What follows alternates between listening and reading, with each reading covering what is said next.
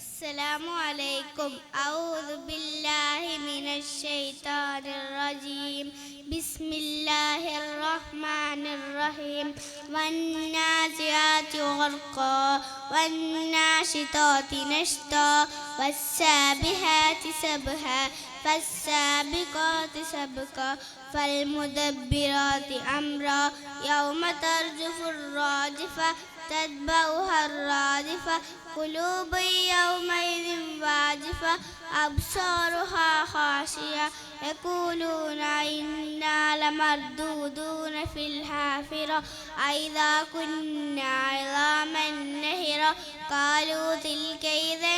كرة خاسرة فإنما هي زجرة واحدة فإذا هم بالساهرة هل أتاك حديث موسى إذ ناداه ربه بالواد المقدس طوى اذهب إلى فرعون إنه طغى فقل هل لك إلى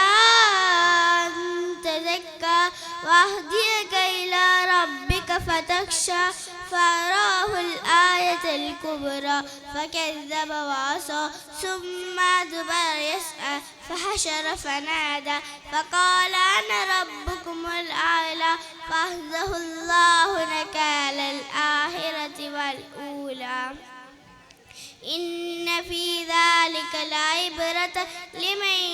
يخشى أأنتم أشد خلقا أم السماء بناها رفع سمكها فسواها وأغطش ليلها وأخرج ضحاها والأرض بعد ذلك دحاها أخرج منها ماءها ومرعاها والجبال أرساها متاعا لكم ولأنعامكم فإذا جاءت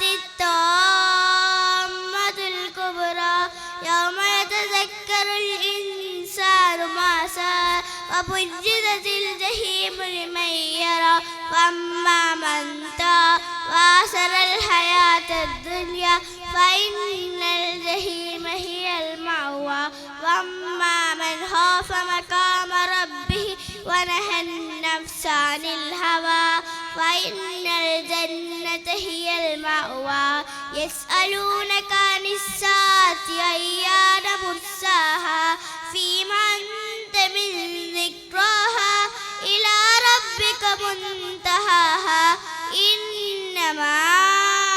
أنت منذر من يخشاها كأنهم يوم يرونها لم يلبثوا إلا عشية أو ضحاها. السلام عليكم.